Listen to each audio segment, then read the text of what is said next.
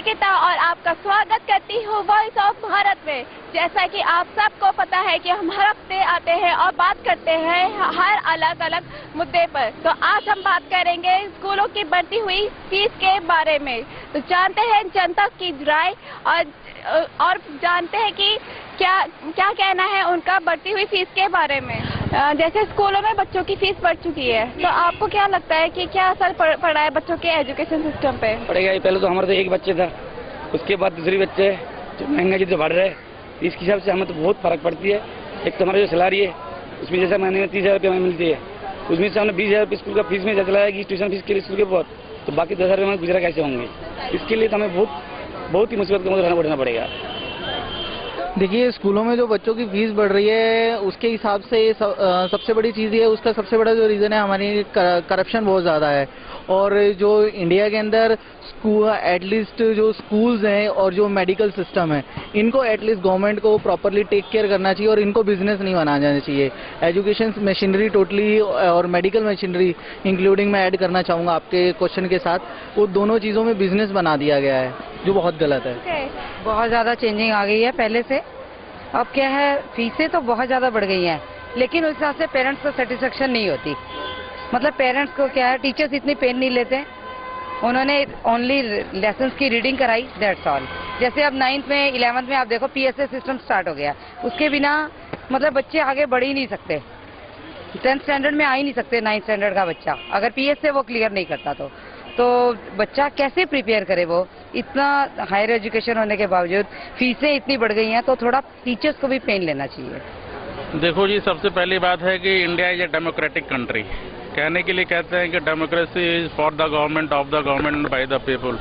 लेकिन यहाँ पर एक जो एवरेज जनता रहती है उसके लिए थोड़ा सा फी में हाइक हो जाना उसके लिए बहुत बड़ी समस्या हो जाती है। जो जनरल पीपल हैं, जो हाई क्लास के लोग हैं, जो रिच क्लास के, उनके लिए तो कोई फर्क नहीं पड़ता, लेकिन मिडिल क्लास और उससे नीचे आज के बढ़ती हुई महंगाई के दौर में ये सब बहुत बड़ी समस्या है। और एजुकेशन, एक तरफ गवर्नमेंट कहती है कि एजुकेशन जो है सबके लिए सर्व शिक्षा अभियान, सारे के लिए मुफ्त करो, ये करो, और दूसरी तरफ है तो वो फीस हाइक करते हैं, उनके बारे में वो कुछ नहीं बोलते।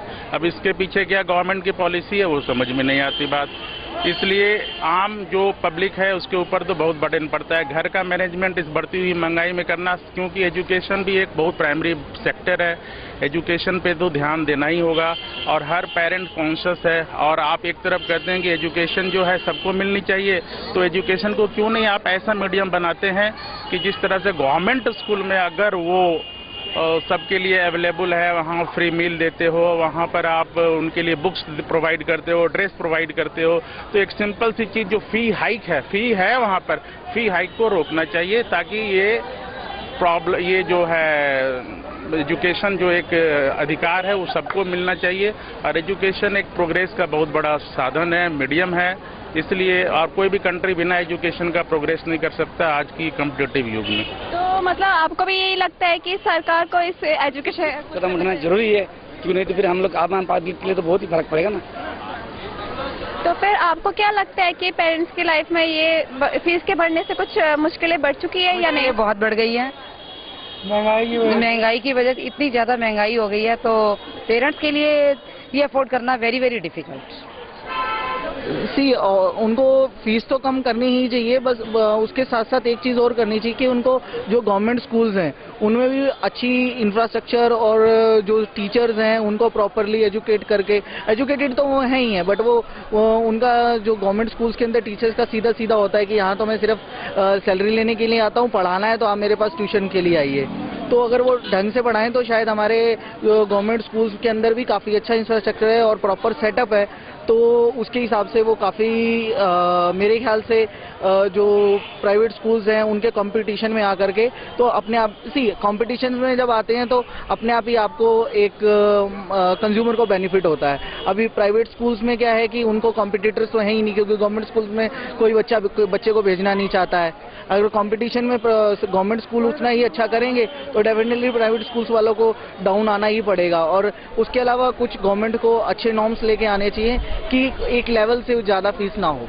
तो फिर आपको क्या लगता है कि सरकार को ये एजुकेशन के लिए मतलब कुछ करना चाहिए? हाँ, कुछ सरकार को इसके लिए कोई कदम उठाना चाहिए जिससे फीस उनकी फीस पे कंट्रोल हो सके, ज़्यादा ना बढ़ाएं। तो फिर आपको सरकार को कोई मैसेज देना चाहेंगे इस बारे में? मैसेज तो मैं यही देना चाहूंगी कि ध्यान दिया जाए, फीस कम करी जाए। पेरेंट्स अफोर्ड नहीं कर पाएंगे आगे, तो उनको थोड़ा सा इस पे कंट्रोल करना चाहिए फीस पे। तो दोस्तों ये थी जनता की राय। अब हम लौटेंगे अगले हफ्ते नए मुद्दे के साथ।